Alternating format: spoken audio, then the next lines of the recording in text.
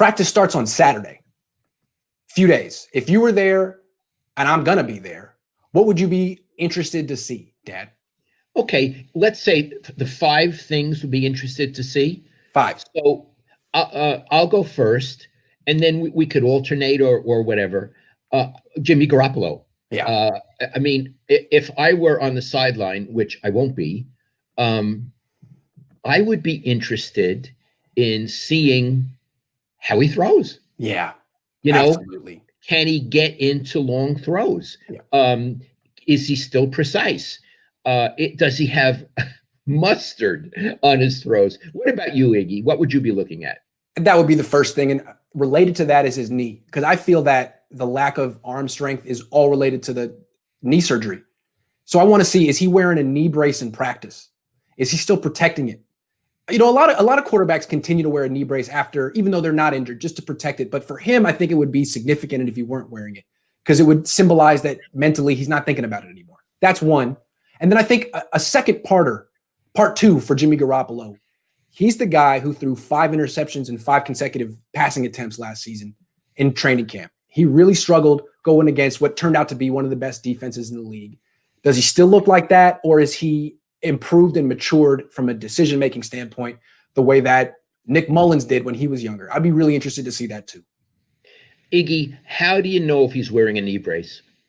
Ooh, a knee brace. It's extremely big and bulky. It wraps around the entire knee. There's titanium all around him, and it's underneath the socks and the pants, but it sticks out. It's bulky, and it clearly limits how well you can move. You can see it. I got it. Okay.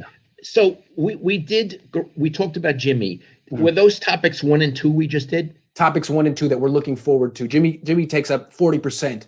He's the quarterback of what we're looking for. And what were the 2 topics?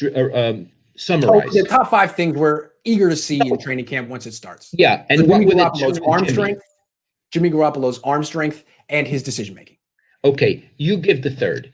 Well, I love watching the rookies because early on there's a moment of truth. So let's start with the wide receiver, Brandon Aiyuk. The first 2 days of practice are going to be no pads, helmets. So wide receivers and cornerbacks can still do their job.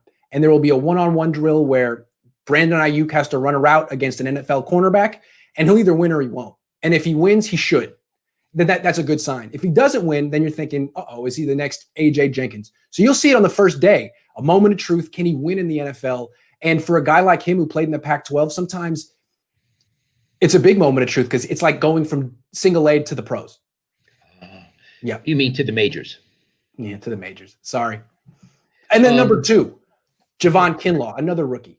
I feel like his moment of truth might come a couple of days later, say Monday when the pads go on, but eventually he's going to do a one-on-one drill where he does a pass rush against an NFL offensive lineman, and he'll either show that he's a violent load who's tough to block, or he's a try-hard guy who's not going to make it in the NFL like Solomon Thomas. So we'll see. I like the phrase try-hard guy. Yeah, I think of that from like UCLA, the kids. Like a lot of smart kids got into UCLA, but a lot of tryhards got into kids who spent their entire life in the library. The grind. But weren't particularly inspired. No, but we're excellent students. Got it. Yes. Got it. Yeah. What more you got that you're looking for? We've done 3 now. Finally, the final one, Jerick McKinnon. Okay. He's like the Wizard of Oz, the man behind the curtain. Is he ever going to show himself? They've given him so much money. He's never made it through an entire training camp with the 49ers. He tore his ACL at the end of the first one in 2018. And then last year couldn't make it through 2 practices without re-injuring himself. This year, he's been going through a bunch of rigorous workouts, theoretically, with Adrian Peterson and Trent Williams, and hasn't re-injured himself. So I'm curious to see it. Yes. They believe he's a tremendous asset. Otherwise, they wouldn't have held on to him this long. Talk about a moment of truth. This is a life moment for him, Iggy. No question. It's a life moment. Either he's a football player or he's not. Now, right. At some point, every football player becomes not a football player. But for him, he didn't think it would come this soon. No, absolutely not. But it's interesting that the Niners have held on to him because they've paid him so much money. It's like If you pay a guy $15-20 million and he's never stepped on the field, are you just going to cut him, or maybe see if you can get something out of him so you can justify the money you've spent?